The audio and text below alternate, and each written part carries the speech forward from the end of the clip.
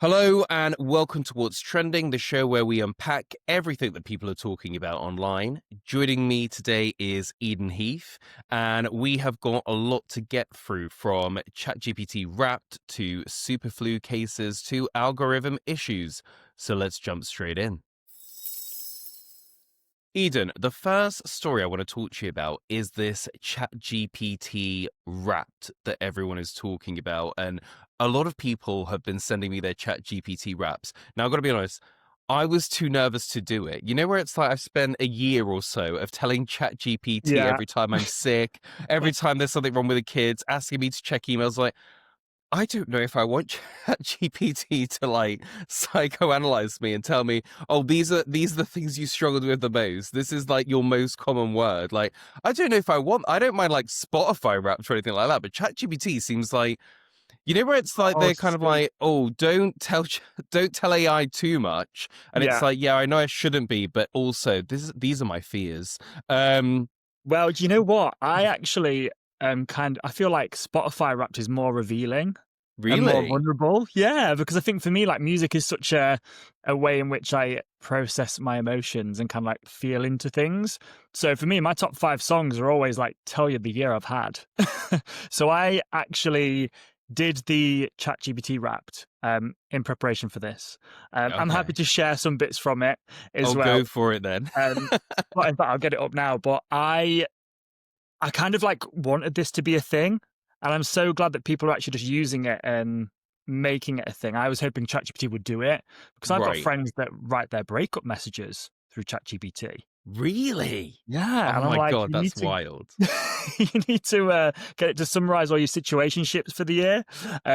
Let me grab mine up. But I thought it was quite funny, to be fair, because I have one for work and I have one for personal. Right. So I did the personal one because I thought, oh, the work one would be pretty Fair. boring. I've got the same, although to be honest, the work one is like the paid subscription one, so I do tend to use that a bit more, so it's probably blurred a little bit. Yeah, I think I quite like it. Kind of gave me percentages about my Okay. my usage vibes. Um, the top was creativity, 97%. I Okay. had gay panic at 84%. So I've obviously been going to it for some Oh wow. some crises. And then astrological existentialism was 63%. Ooh, So astrological existentialism. Ugh, I can't even say it. yeah, me neither. I'm That's surprised that interesting. managed it. So what, are you asking it for like your star sign, Yeah, your horoscope? I kind of like put through all of my astrology stuff, like planets, for it to kind of give me a bit of an overview of my year ahead and everything. I remember I did that on my birthday this year, and it's kind of like made me remember like some of the stuff that I've asked it for and done, really. But it was quite good. And it also gave me a prediction for 2026 and how I think I'll use it, which Oh, okay, go on. What's the prediction? so it said 2026 is a year ruled by Sagittarius rising main character energy, a viral podcast clip, an unexpected romance, and one glitter related incident. So, Glitter related incident. so I'm looking forward to that, whatever that might be. I wonder. Yeah, I've never thought of using it for sort of astrology and horoscopes and stuff, but I guess if you're feeding it in more specific information about you, you're going to get something more specific than what you might read in Metro. That's Well, yeah, actually really exactly. interesting. I mean, I'm not someone that sort of reads their horoscopes, but Yeah. I'm totally sold up to the idea that people are their star signs, because actually you meet people and they're like a stereotype of their star sign. It's really weird. And sometimes people that don't get on. So I'm open to the idea. There's definitely more to the world than we see. Yeah. Um, so I actually think that's quite interesting, because I'm a Virgo, and if you read like the character description of a Virgo, it's like, Lewis, get a personality because this is just you. Like, I mean, to be fair, I'm going through something at the minute. I actually have a necklace that's Gemini. Uh, right, I'm not a Gemini. Actually, okay, yeah. My star sign is actually Cancer, but right, I don't want to wear Cancer around my neck. Feel that's kind of welcoming in bad things.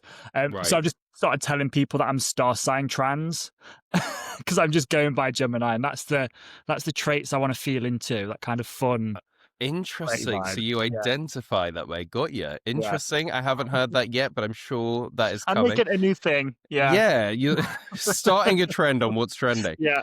Um, so you kind of said it a lot there. Like people are using ChatGPT now to write their breakup notes. I mean, I thought it was edgy when I used ChatGPT to help me write a friend's birthday cards because I just couldn't. You know, it's like we all have things we're a little bit better at and a little Yeah. things we're a little bit worse at. Like I couldn't come up with something for this guy's birthday card, so I just fed it into ChatGPT what that person's like, and like here's the thing I will say for ChatGPT. I don't just take it for granted. I try and Mm. use it to make my life multiple choice. So I'll be like, give me 5 options. And so then it feels like I've Oh. still used my brain a tiny bit. Yeah. But what else are you using ChatGPT for then? To be fair, I don't use it loads. And I think there's a reason for that is because sometimes I just think, well, a lot of the time I think I can just do better. Uh, and that's the thing, because I work in marketing, a lot of people start to use it for marketing and like social media, and you can tell Yeah. when something's been written by it. But for me as well, I remember it was like a couple of weeks ago. I had a really busy Sunday where I had so much to fit in, like all personal stuff. And I just said to it, I was like, look, these are all the things I've got to do. Help me project manage my day. And it was terrible. I kept having to say, like, no, you're not prioritizing these things in the right order. So I just ended up doing it myself in the end, which actually was better because you know yourself better. But I think we've got to remember as well, like things like Spotify Wrapped, that is AI. That's what Yeah. it's produced by. It's kind of like the same thing, really. You're just asking ChatGPT to do something that it's doing elsewhere for other parts of your life. Yeah, Like it's Wrapped. interesting because obviously there's a lot of fear around using AI. How much does it know about you? But also Yeah. this big worry of it's going to replace all the jobs. And I think just kind of using your example there, I don't think it's going to replace that many jobs, maybe some. But I think what's more likely to happen is that how like being able to use AI will become an important skill to have on your CV. Just like, being able to type was Yeah. once upon a time important to have on your CV. And I think like you say, it's about knowing how to use it. So for project management, when it doesn't understand the importance of the different things that are on your list, probably not. But as for helping you maybe improve some copy or whatever it is, or today I was asking it like how to screen mirror. So I think Yeah. it's more understanding, maybe use it in place of Google mostly.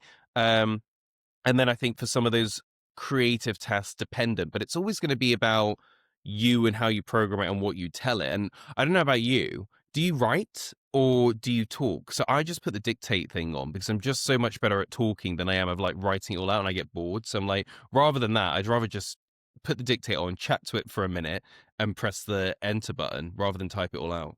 See, that's where I probably do get a bit like, oh, this is a bit too much for me because I love to Really? talk. I love voice notes.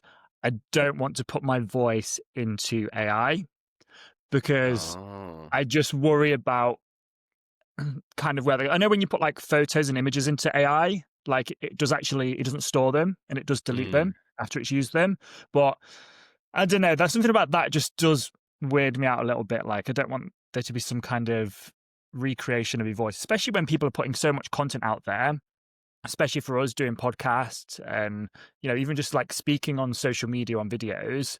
There's so many clips of your voice then that it's going to get to a point where, and not to be like fear mongering, but there's going to be a point where someone can create a bot that speaks just like you using the exact inflection of words Yeah, and well, vowel. I was about to say it to you. They're like, I don't want to talk into AI. I'm like, dude, it's already too late because you've Yeah. done podcasts. So- Anyone can find your voice and clone it if they want. It's already too late. yeah. But I don't know. It's just the brave new world, isn't it? And I think they're saying now that people are copying people's voices and trying to scam their family, which is Yeah. why they're saying that you need a password. So if my mom called me right now and said, I'm in trouble, I need $1,000, like the first thing you have to do is ask them a password, like, and if you haven't got a password, it has to be something only that person would know, which is like, you know when I was rushed to hospital when I was 4, what happened.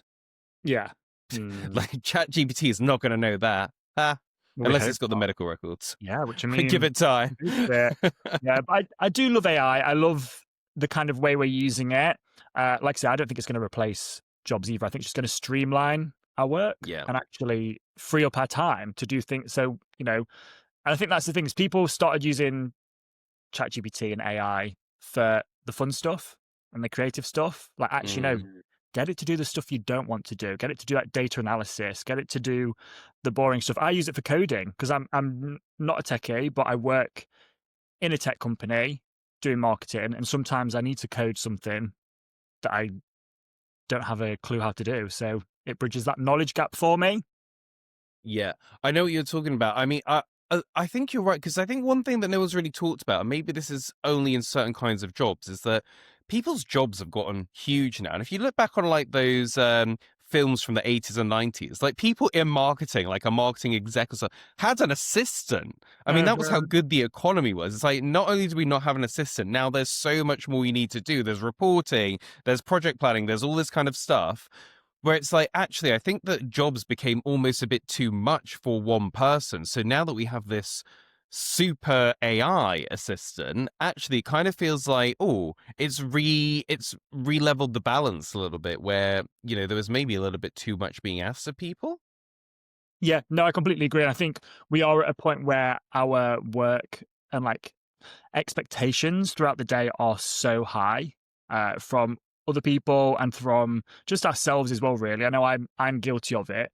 And you kind of get to this point in the year where it's Christmas, and you're ready to finish and have a break because actually that's what we need because we're kind of always on, always Mm, focusing on what we've got to do, like a never-ending to-do list. And it is quite nice to, like, say, have that assistant, especially when you're working. Like, I work in a startup, so yeah. working somewhere where you don't have a lot of people around you, someone you can bounce the ideas off even when you're alone. Yeah, I think it's made me a lot better. One question before we move off this one. Mm. So obviously there's ChatGPT sort of wrapped. Um, but I wonder how much have you used it yet? And I actually, as we've been talking about, it's like that's something I should do. Like I'm really big on goals every year. Mm. So I set myself goals every year. I'm like working against them. I wonder if ChatGPT could actually come up with my goals for next year and I could compare them to what I'm already thinking of. Um, I think that that might be quite interesting actually to see what ChatGPT would say I should focus on. And I could actually probably feed it all of my past ones like this because I literally have like these were my Uh, goals for the year. This is what I achieved against them. So maybe feeding them the last 5 years, they'll be like, look, you know, you try and do too much or you yeah, don't do enough or you're I asking the think wrong questions of yourself. I think that would be really interesting to do that, but also say, "These are the goals I set, and these are the goals I didn't achieve." Because Yes. a lot of the time, I'm guilty of it. I love New Year. It's actually my favorite time of year. I prefer it over Christmas, like birthdays, anything, because I just love that feeling of a fresh start. And I love goal setting. Like every New Year's Day, I kind of do a little goal setting party by myself where it's Mm. like a big operation. And I set my goals. I rate every area of my life out of 10. And then I also put those goals into quarters. So I know Yeah, me kind of too. when I'm supposed to achieve it. I mean, you're definitely a Virgo. Um, so yeah, I kind of like go through all that. And that's something I'll probably, well, I definitely will do again this year. But what you've just said there, I am quite excited to consider doing is putting it in, see if it does think it's manageable based on what I've done in the past and if I've achieved what I've wanted to achieve. Yeah, I think the more I'm talking about it, the more I can't wait to go and do it now because I really do take it so seriously. And what I think is quite good as well is I don't know about you, like I set the goals, I have them accessible, so, and then I am like you know every month or so or at the end of every quarter, just sort of checking against them, like how far have I got with that. Um, but I think what's quite good on ChatGPT is you can almost make it your mentor. You can Yeah, almost say, and now help me achieve it. So every time I check in, it's saying, well, have you done this? Have you done that? No. Okay, don't worry about that. Like I've used ChatGPT sort of like that in the past as sort of a coach for things, and it's yeah. really quite good. It's really quite good. I'm definitely going to try that. It's actually just reminded me as well of the funniest thing that happened on my ChatGPT Wrapped was it gave me an award.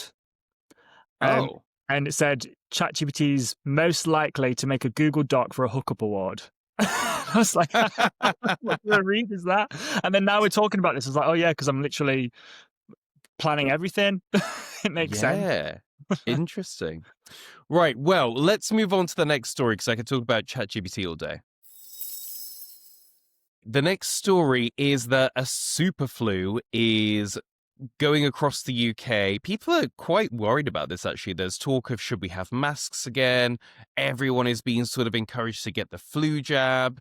Um, the news is obviously, you know, trying to sell papers and get clicks. So it's Mm. trying to make it sound bad, which is sometimes it's really hard. I don't know about you.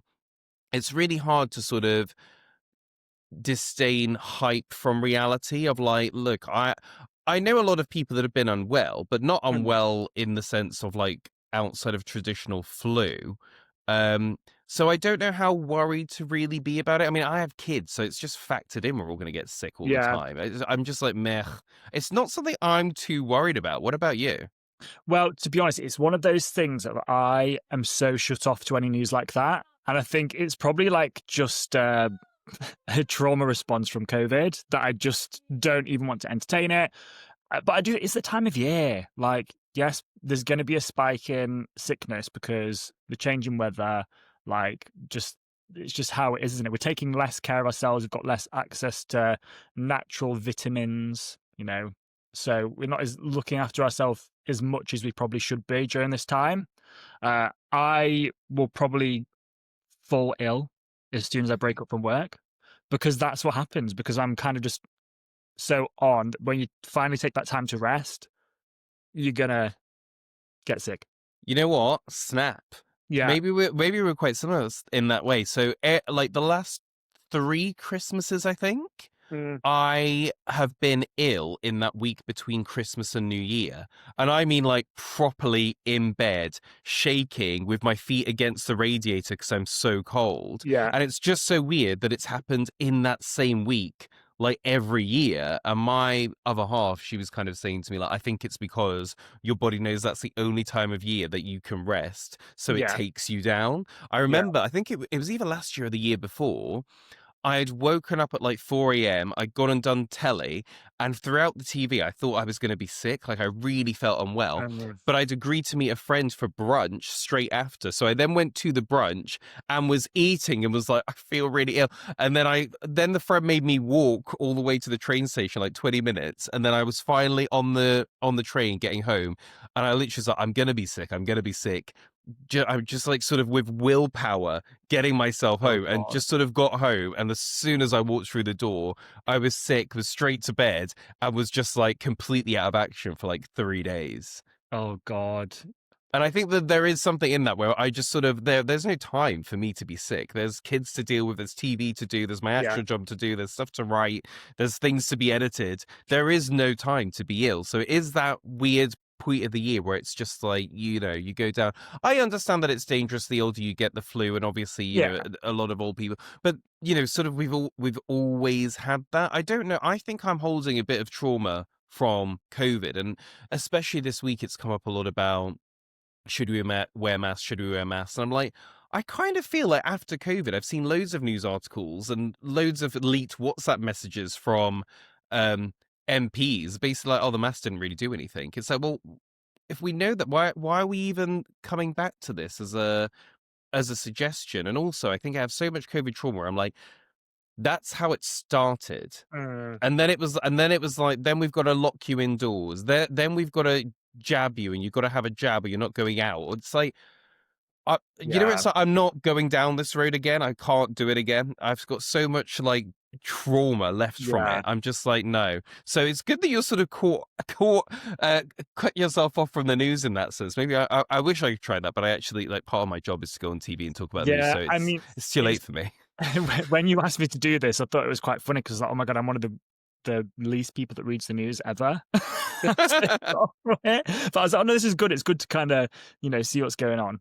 And I Well, think the I'm the good thing same. about this show is it's meant to be sort of a bit of a step away from the news, although obviously oversexed, but it's meant to be about what people are talking about online. So have you Yeah. actually seen many people in your feeds talking about have you seen it? I haven't seen anyone posting a picture of them wearing a mask again. You know what I mean? Yeah. No, same. And I And that haven't. tells you Yeah. a lot about the difference between what the news say and what people say online. Yeah. Absolutely. My TikTok feed is not that. Right, let's move on to the next story.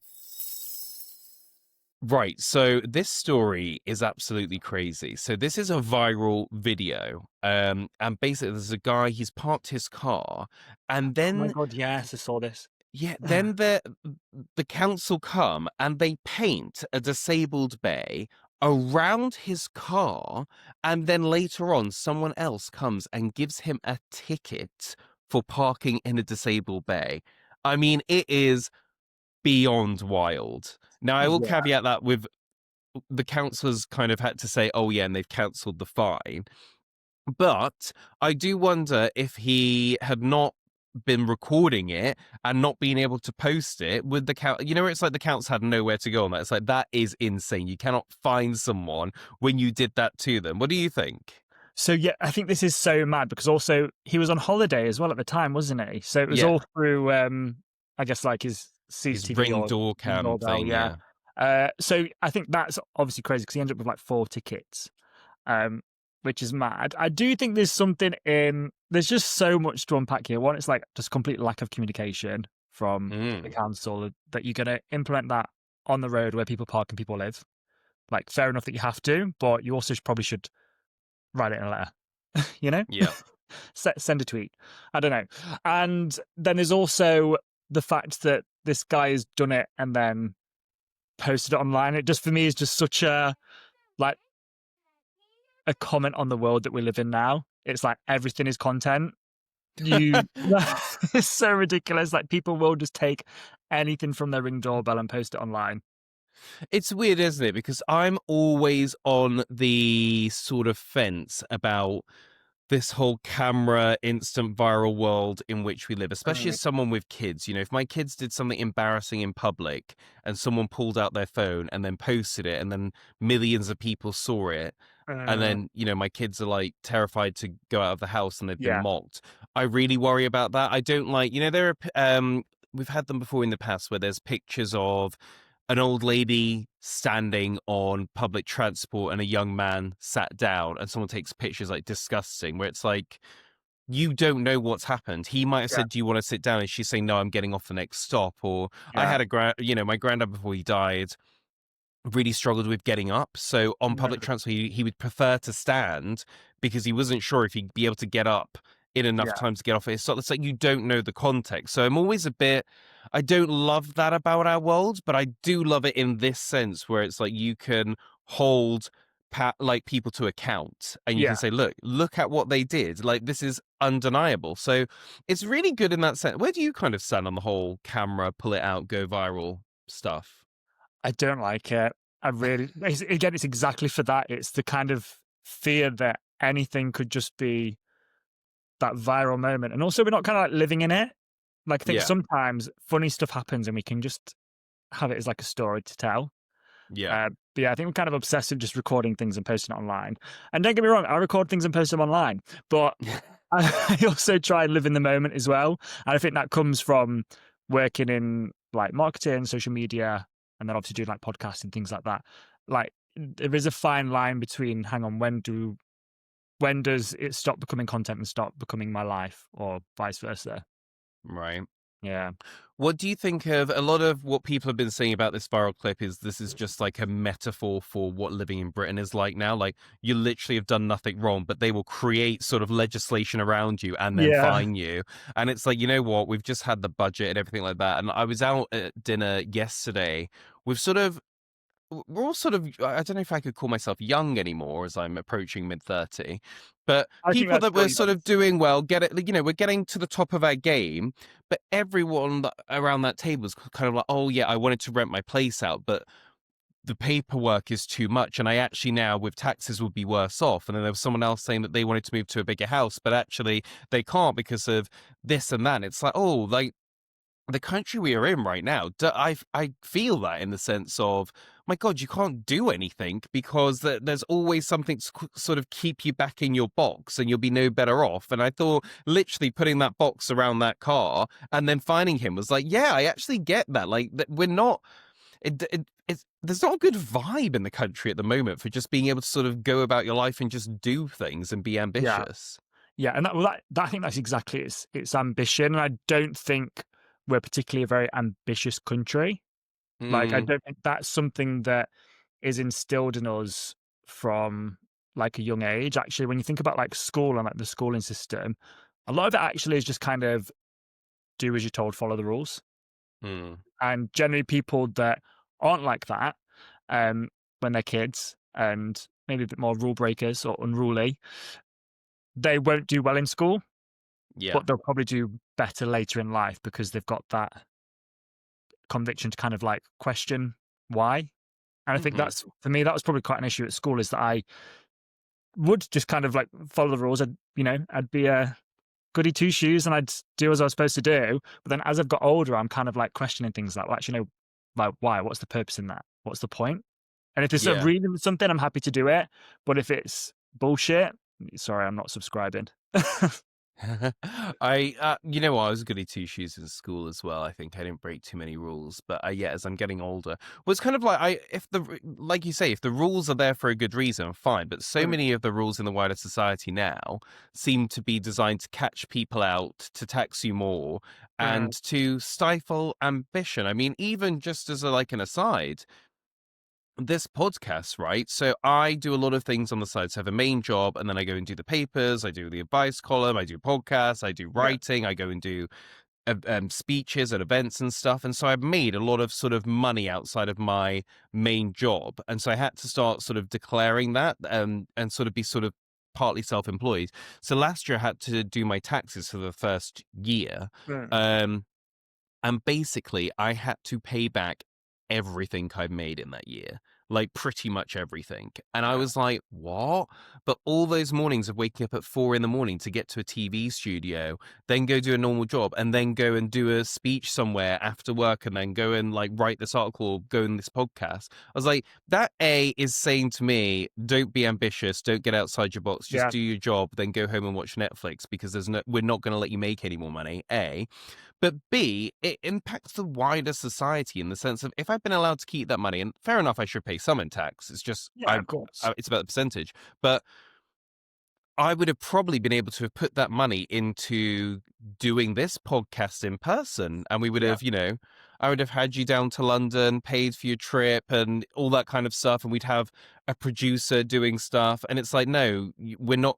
So it's like that then has impacted the economy because I'm not paying somewhere to rent their studio and paying the train line company and paying this and paying that. It's like, no, all that money went on tax. So you're going to have to do the podcast remotely.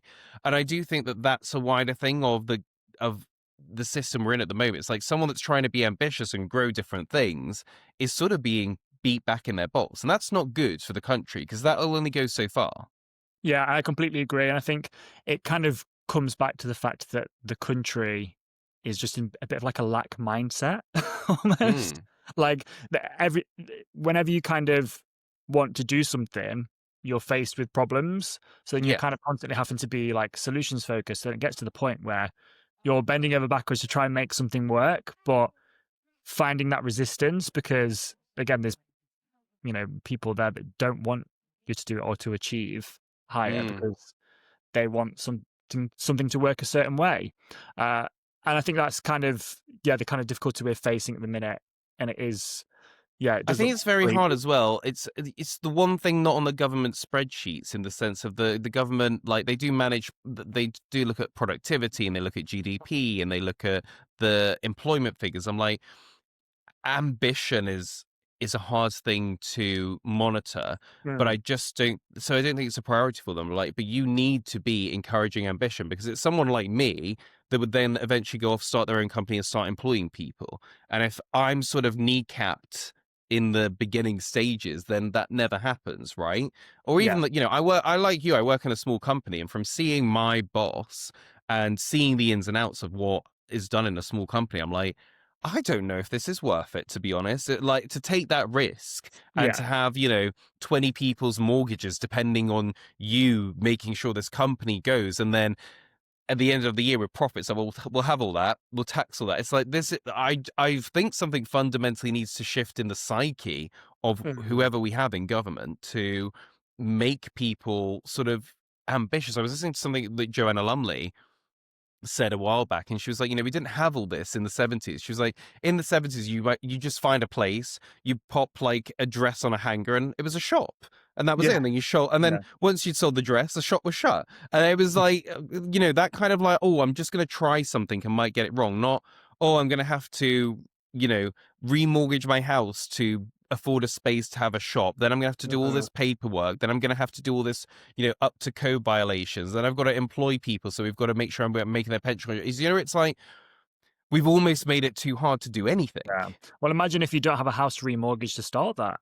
Well, exactly. Then you're even further behind to doing what you want to do. No, it is hard, and I think it's a kind of like a difficult Yeah. time, I really. think that is why this clip, I mean, we started off talking about the council paying a disabled bay around a car and then giving him a load of tickets. But I think maybe the reason it has gone viral is not just because it's outrageous, but it is because, as they're saying, it's a metaphor Yeah. for everything we've just talked about. It's like, yeah, this encapsulates what it feels like to be in the UK, and we need to change. Yeah, absolutely. And I think talking about this when I'm feeling in that mindset as well, and I'm like, oh, fuck everything, ready for Yeah, the new year, ready for like a break. It just kind of like feeds into it, doesn't it? it does. Right, let's move on to the next story. Right, the next story coming off with the sort of Christmas that you were talking about. It's a Christmas story. So this is Ring doorbells are sort of turning Christmas caroling into viral sensations. So a few weeks ago, there were these 5 Scottish boys, and they must have gone to the door. I don't know if no one was in or they didn't answer, but basically they did their Christmas caroling to the Ring doorbell, and that went viral, and a lot of people loved that online. It was really cute, these boys singing. And now apparently it's a trend, and people are sort of aiming for you not to be in, and they're recording the Christmas carol on the Ring doorbell. What do you think of this? I think it's marketing genius, to be honest. When I read that, I was like, that's really clever. I mean, because obviously they're doing this, and then is it Ring are going to donate £10 for everyone that's done to charity? Yeah, something like that. Yeah, which is just obviously like a great way to raise their brand kind of like awareness and visibility for one, Mm. but also over Christmas time when people are thinking about presents they want to buy people, really don't know what to get them, and they keep seeing these viral clips of people doing the carols. I'm like, oh, that's probably a good gift to get someone. So yeah, it's all very clever. I'd love to know how much of it actually is kind of like organic, or what's been set up, but also, or if it's just something that did happen and they've kind of jumped on it, like, right, how can we make this work to our advantage for this I kind of love that awkward you've period? got your cynical marketing hat Oh, on so of yeah, like, there's the Christmas cheer, and you're there with your spreadsheet trying to reverse engineer exactly what they've done from a marketing standpoint, right? Well, I mean, I'm pretty close in marketing too, but I quite like this from the sense of it's quite nice to invent new traditions. mm, We actually were doing a Christmas game recently, and it was loads of quizzes about, what year did this song come out and where did this tradition come from? yeah, And I was thinking, Christmas, I was born in the 90s. Christmas hasn't really changed. It's the same thing, which is nice. I think there is a sense of we do this every year, and that's mm, comforting. But the idea of like moving Christmas along a little bit or creating a new tradition, I think caroling in particular, I've never been caroling. I don't recall carolers ever coming to the house. But the idea that this is a bit of a resurgence and giving it a new digital spin and kids are wanting to go and do it, like I quite yeah, like that. yeah. I think it is great. I mean, you're very lucky to never have had a caroler come to your house, because it is the most awkward experience of your life. I remember it happened to me once, and I just couldn't cope. Like, I hate stuff like that. So yeah, I mean, I'm kind of on board with it happening on a doorbell that I can kind of watch that video if I so wish. Yeah. So, what are your Christmas traditions? Tell me then. So I actually don't love Christmas. However, well, that's difficult actually. I love the Christmas period, like the run up to Christmas. I love Christmas songs, like, just kind of like that festive joy. But I actually like Christmas Day. No, I'm not bothered about. I think for me, it's because when I was like growing up, it just reminds me of being in a car and just visiting different people. So over the last few years, I've basically either spent it with like a partner or by myself or with friends.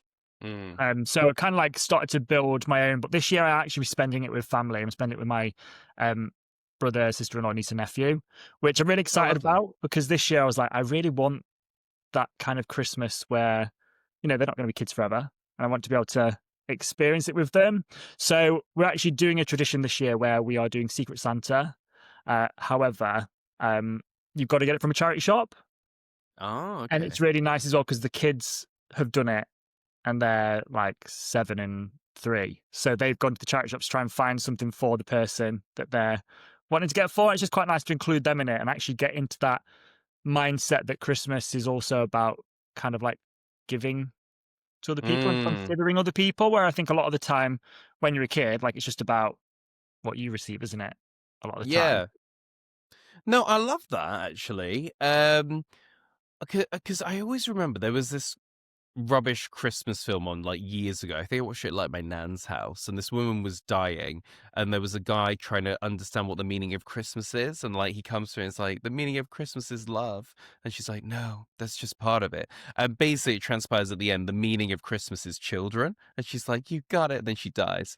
And I was like, that was weird. God. But as I've gotten older, I'm like, oh my god, Christmas is so anchored in like children, like Yeah. children's anticipation, because I remember the years between me being a kid and me having kids kind of feeling a bit like meh, what's the point, Mm. like enjoying it, but it just didn't Yeah. have the same feeling it did. Whereas now I've got kids, I think it's more anchored it, like it's their excitement. As you're saying, you're buying for kids and they're buying for you, and I Mm. think that that just really, like, there's something about Christmas and kids, whether you're the kid or you've got your own or you've got your niece and nephew, that really just brings that Christmas spirit to life. It's like you can't not be into it when you've got excited little kids running about. Yeah, exactly. And that's what I'm kind of excited for this year is to try and start making some traditions that kind of bring me back to it. Because like I said, Mm. I've probably the last 5 years, well, actually since 2019, so just before COVID, I have spent Christmas either by myself or um, with a boy. Uh, so yeah, I want to kind of go back to that maybe more family style Christmas and just Yeah. experience that and just go back to what it was about for me growing up. Yeah. Kind of bring that Well, present. it's interesting because I get what you're saying as well about Christmas is the anticipation and the run up is almost more fun than the actual day itself. Yeah. I've definitely found that it's kind of like all the run up and getting the presents and the decorating, and we've got a big Christmas party tomorrow, and I had my work Christmas dinner yesterday and things like that. So it's a run up. Whereas the actual day is like, okay, you open the presents, fine. Then you've got a mammoth cleanup job because there's paper Mm, everywhere, yeah. and then almost the anticipation is gone. It's like you know what you've got now, and then you sort of go into getting the dinner ready and stuff, and then you're kind of like feeling really fat and like groggy by the afternoon and probably already a bit drunk, and then it's kind of like it peters out. So I don't know, it's a bit of a you know what, chat GPT is like, what would be the perfect Christmas day, what would it look like? Oh yeah. See how AI likes to spend it. Uh, Yeah. but yeah, no, I do completely agree. For me, this year I've not even felt the run up. Like I was out last night for drinks and two of my favorite Christmas songs came on. I was like, I have not heard these yet this year. Wow. So my advice to you is, so we did this, like buy some of those like waxes, like that you put a candle Oh underneath that, like, yes. so get those in the Christmas ones. So we've got that and I'm like, oh, it smells like Christmas, good. Then Yeah. I put on sort of like, because I'm working, put on some Christmas music, but not with the lyrics, like almost like jazz Nice. instrumental Yeah. versions. Then it's sort of in the background and you're like, oh, okay, like, so that's smell, that's like hearing. So just trying to appeal to all the senses. And then I do love a Christmas cocktail, like something with cinnamon in that you can only get at certain points of the year or something where it's like, Mm. oh, yeah, now it feels a bit Christmassy. So it's about kind of appealing to all the senses and then just getting through as many Christmas movies as you can. Yeah, well, I love Christmas movies as well, and I've not watched any. I'm really slacking. Really? So yeah, I think I'm gonna have to like a bit of a um binge over the next 2 weeks of just songs, shows. There's one Christmas film that we came across. It was called something like 80s Divas Christmas. Oh my And the god. premise I'm is sorry. basically it's an American film. It's like all of these older soap stars come back to record like their Christmas special, like the final episode of their show. Yeah. And so you've got all of this high strong, like, women. I was like, it definitely would appeal to someone LGBT. Yeah. Um, I'm only halfway through it. I'm gonna say, like, I don't think the execution is as good as the concept, but I'm gonna finish watching the film because I quite like what I hate about Christmas films is love, like all those Hallmark ones. Like, I Mm, really could not care less of. Oh, some small town girl that moved to the big city has gone home and now falls back in love with like the boy that ignored her at yeah. school. It's like Yeah. love at Chris. Like I mean, I know you spent it with some boyfriends, but love has got nothing to do with Christmas for me. Like Yeah. what I want to see is kind of like um neighbors go to war over who's got the best Christmas decorations. Yes. We forgot to do the Christmas shopping and now it's like war. Like Jingle All the Way is my favorite I one. was It's like just about to say Jingle All the Way, so good. Yeah. yeah. I think I spoke about this on a previous one. I really want to get this film made, which is basically the concept is Amazon goes down a few days before Christmas and then no one has their gifts. So then everyone has to return to the high street and then they start fighting each other, but then they learn the true meaning of Christmas. And like I feel like that would be so good because it'd be relatable, right? How many people would be done for if like Amazon or like delivery services went down this close to Christmas? Yeah. Oh my god, it would be disastrous, but I'd watch that. Yeah, I really right. would watch it. Right, let's move on to the next story. Right. So this next story is about a TV anchor that reads out her hate comments. So this is in the US. Carissa Codell has basically gone viral on TikTok because whenever she receives these hate comments that are sent to her while she's on air or online, she basically reads them out and sort of owns them. And I think that it's an interesting thing now and a very empowering thing people do is that I'm not going to let these people get to me and actually sort of calling it out. What do you think? And have you received hate comments online? Oh, I've definitely received hate comments online. I'm also the type of person where I will respond to them. I know you shouldn't. Oh. I know you should pretend they don't exist. But actually, I think there's something quite powerful in replying to them anyway, because 9 times out of 10, they think you're probably not going to see them. And that's why they've Mm. written it. But also doing something like that where you can produce it into more content by replying to it as like an actual video that's you is great because it kind of adds that human to it. And I think hopefully it'll wake people up and be like, no, you actually, this is a person that you're saying this to. Uh, so yeah, I'm kind of like all for it. I think go for it. Share the content about people being arses. Yeah, it's interesting, isn't it? So, I mean, I have two lines of thoughts on this. So, obviously, I do a lot of going on TV and writing Yeah. articles and stuff. And, there's definitely going to be hate comments out there. I think part of me is like, I never know whether this is a real person or a bot, is number one. Yeah. But to me, I got to be honest, it's never really bothered me. I probably things across the you and its natural person that maybe I am aware of that's taken an issue with one of my articles, and Mm. I definitely in the past have kind of gone back and forwards with people. But I definitely have arrived at a place now where I, for the large part, don't care. I mean, unless something weird happened and it really like bugged me. Um, but I arrive at, I don't know if this is a good thing or a bad thing. Like I have never in my life, to my knowledge or memory or recollection, seen something online and felt the need to say, I think you're wrong, Um, in the comments section. I've never really felt compelled to do that. I've certainly never seen someone's opinion and then gone online and then said, well, I think you've got like a weird eye and mm, ha, and your kids look weird. Like would never occur to me. So I just kind of feel like I already won. Like if I'm the one that's on telly and you're all writing the article or on the exactly. Yeah. podcast and you're the one that's taking time out of your day to say horrible things, like I feel like sometimes I'm like, well, you know what? I, you go live your life then. I'm living mine. I couldn't care less. I don't know. That's kind of my feeling on it. Yeah, no, I completely agree. I think it's different because on different social media platforms, I think attracts different reactions. I Mm, think on something like Instagram, you see a different kind of like hate comment, but I also think people are less likely to comment. Whereas on TikTok, it feels a little bit more anonymous because I think a mm, lot of people have TikTok accounts that aren't necessarily them. Whereas like yeah, Instagram is generally always linked to a person. Whereas yeah, TikTok has this bit of a feel, it's a bit like a Reddity feel, isn't it? That you just kind of go on and create whatever that's true. you Well, consume. actually, in the spirit of reading out hate comments, I thought I would read out some of mine. Okay, I thought you Um, yeah. so recently I was on Piers Morgan's show, Yeah, and did this debate, and there were a lot of things online. So I know you can't see this, but I will read yeah. it out for you, and then we'll put it on the screen for people at home. So in this one, someone has screenshotted my face and said, "This blockhead wants people arrested for words." Someone has then commented underneath it, "I knew bringing Minecraft villagers into the real world was a mistake. They bring all their square ideas with them." And I got to be honest, I read this and laughed. I was actually going to just like them, Yeah, but I thought, don't do that.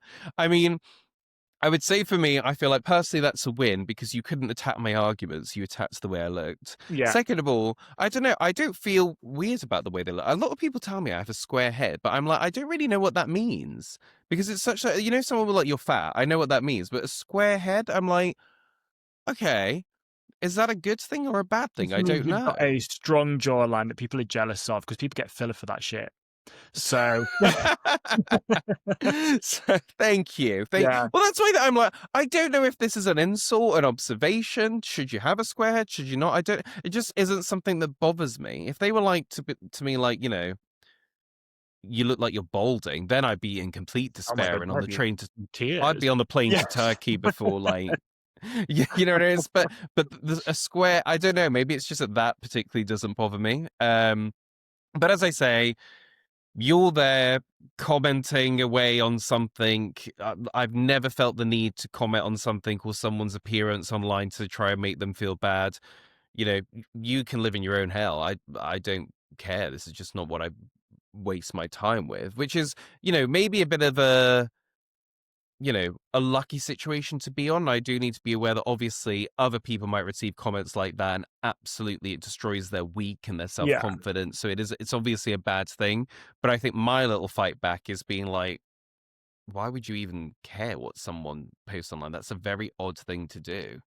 Yeah, and I think well, it kind of for me, I guess I'm a bit toxic in this way, is that I think people having negative opinions towards you is a good thing. I'd rather that than them kind of be indifferent and have no opinion. So Exactly. yeah, let Right, 'em. let's move on to the next story.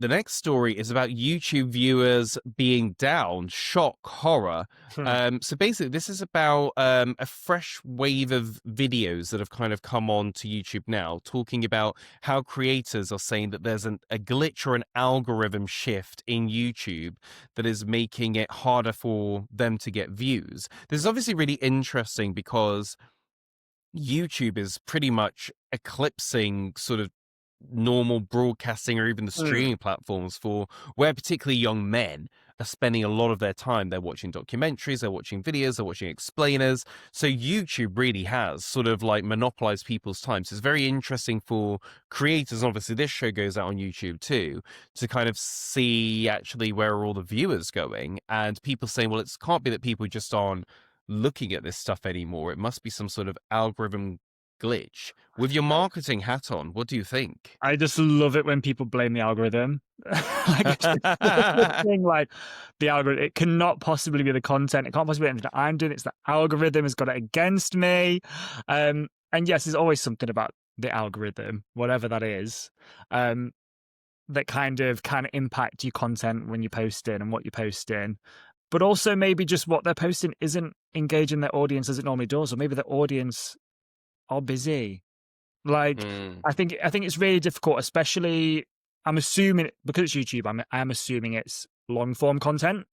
Mm. these creators, which could be a mistake to make, but we are kind of like we've gone to a point where all of the content has got so short form, like Mm. less than 15 seconds for some, with like TikTok, Yeah. that's how we are kind of consuming things. There is more of a rise in people moving back towards long form this year. So like long form podcasts, long form videos. However, people are consuming things in different ways. And I know when I was like really avid on YouTube when I was younger, I would sit and I would watch it as you would watch a film.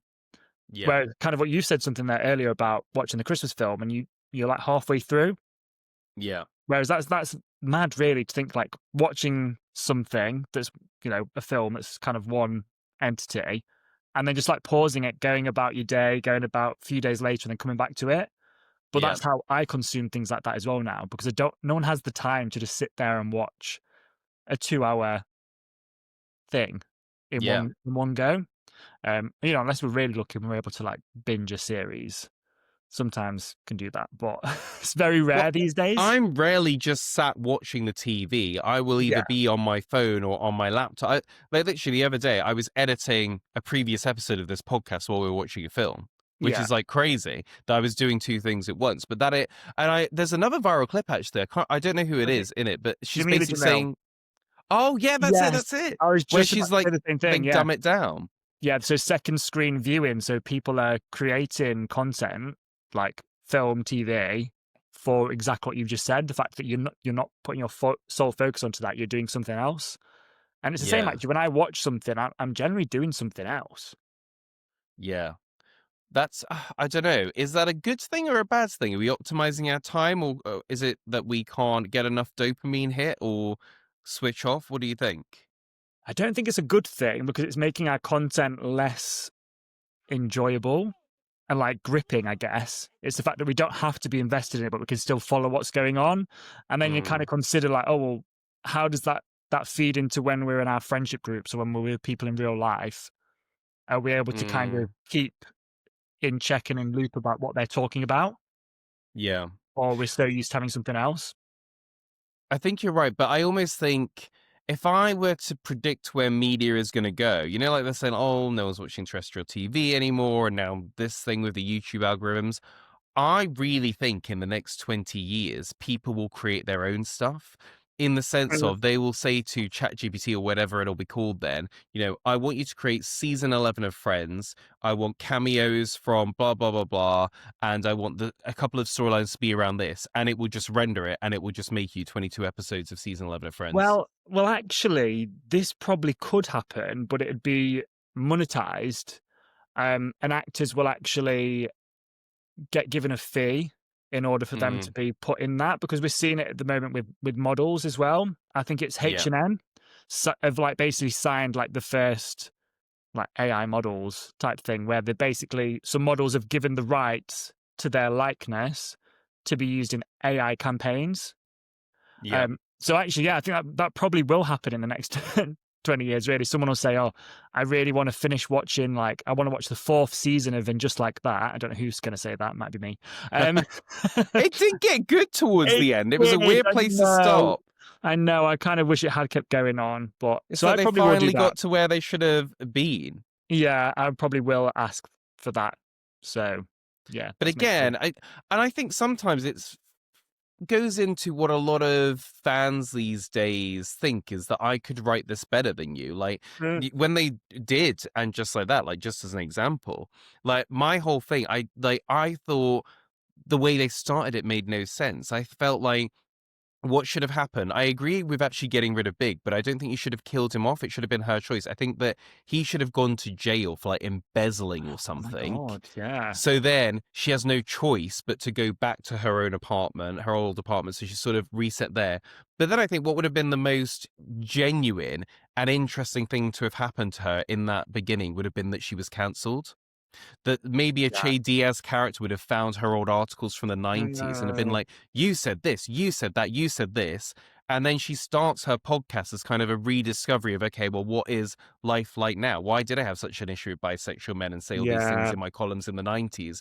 And that would have been a more genuine kind, because that's what everyone felt at the time, right? Where it's like, my God, I used to be able to say this and now I feel like I can't say this. And Yeah. why is this weird? And why has this changed? So it's almost a rediscovery, but rather than what they did, which was just really odd.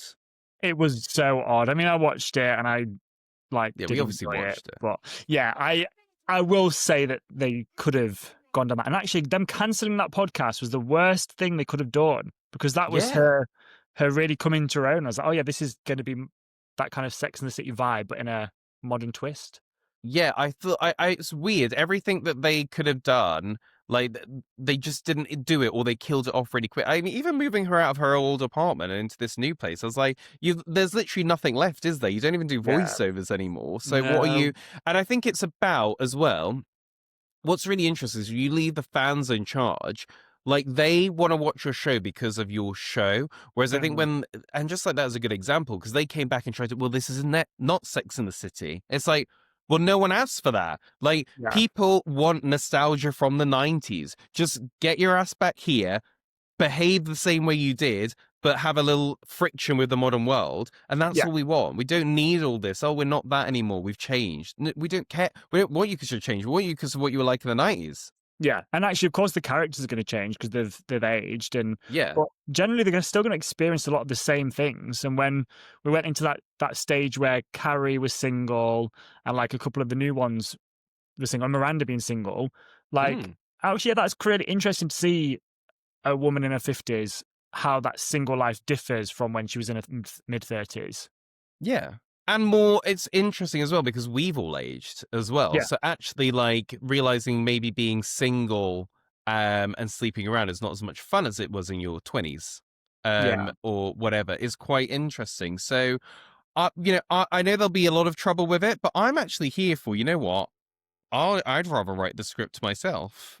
Yeah, Um, I would watch the script that you've just written there, because I was like, I'm hooked, I'm invested. Thank you. And here's the thing, and that will probably be the way people monetize in the future, right? As in, like, Mm, I've created Sex and the City season 7 and just like that series yeah, 1, whatever.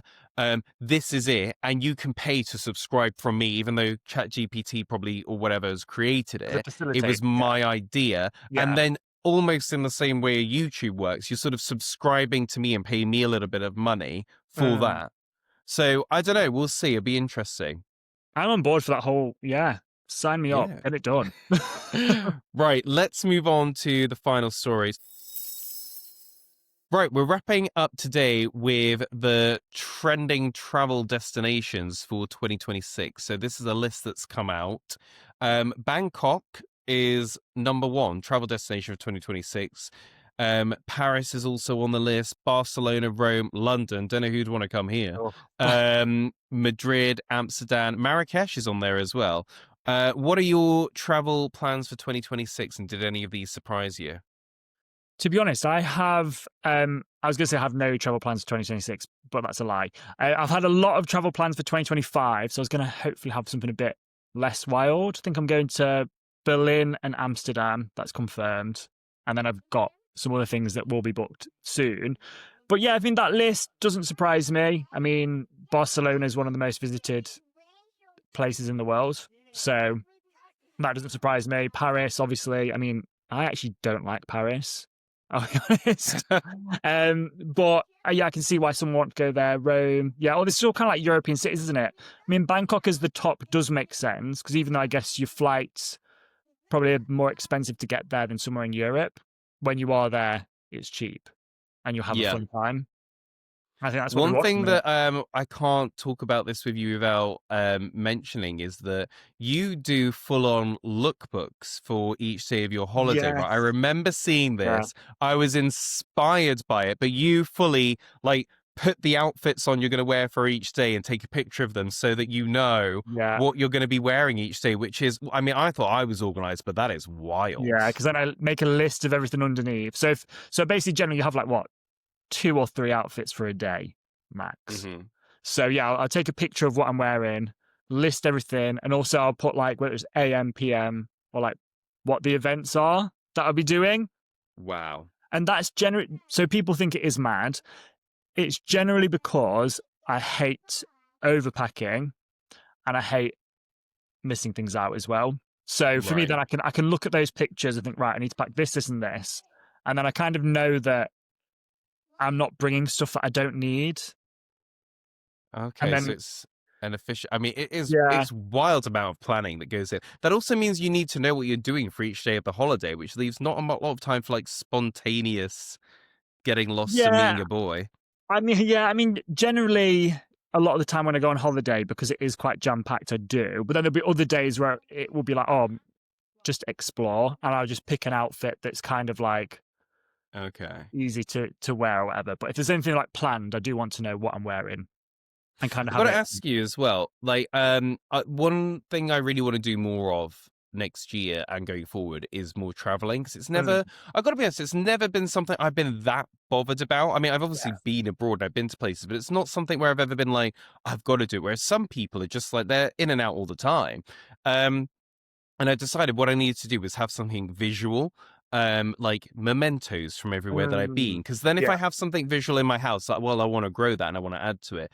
And I was looking at different things. It's like, oh, do I get like little replicas of the landmarks? Could do that. That'd be quite interesting. yeah, But then, it's like you run out of shelf space eventually, hopefully.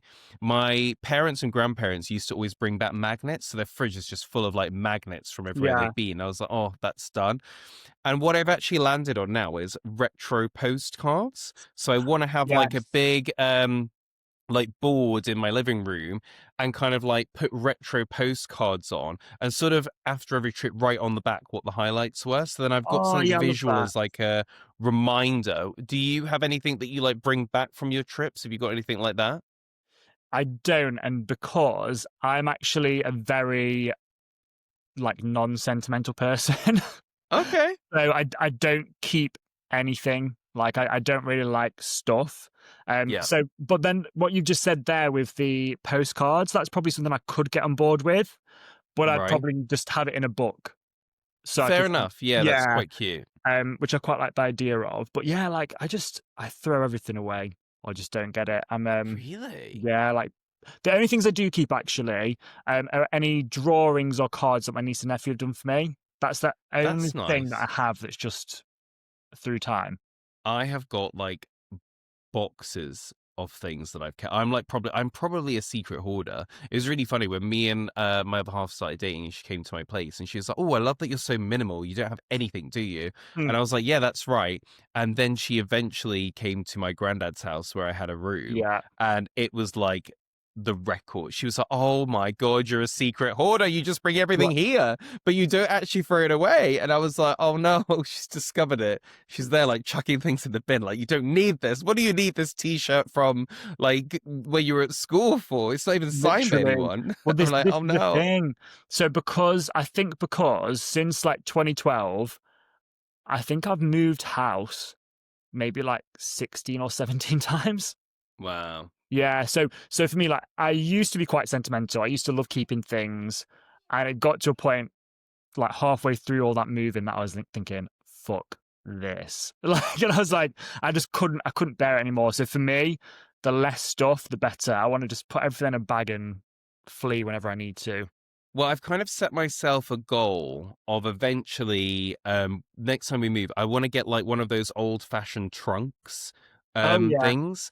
And I'm like, I will then go through all my stuff and be like, it has to fit in here. If it doesn't fit mhm, in, then you have to chuck it. I think that'll be quite good for saying like, look, I've got some sentimental things. This is what happened when I was a kid. Here's my favorite toy and blah, blah. yeah, And here's, the breakup letter from my X or whatever, I don't know, yeah, whatever I put in it. But it's like, no, if it can't fit in here, it goes. And that'll make me just kind of like condense things down, I think. yeah. And also just thinking like, what's the kind of like point of having it and holding on to it? That's true. How much do I actually go back through that stuff and find Yeah, anything? The only thing that was actually useful, I kept all my Thomas the Tanks from being a kid, and my daughter now is obsessed with Thomas the Tank, so I was able yeah, to go in the loft and bring down all these Thomas the Tanks, and she loved it. And there's a teddy bear as well that my son now plays with, so some of it has come yeah. back in, but That's not for a me. It's rehome. more for the kids. Yeah, exactly. But that's kind of the purpose of it. And then when they've outgrown it, maybe that's then thinking, right, when can it be rehomed somewhere else? Yeah. Yeah. Or give to their kids. No one Yeah. will know where these Thomas the Tanks came from. My great great granddad. No, I Yeah. thought they'd be broken by then. So, thank you for joining us for this episode of What's Trending. Eden, if people watch this and want to follow you, where can they find you and get more involved in everything you're doing?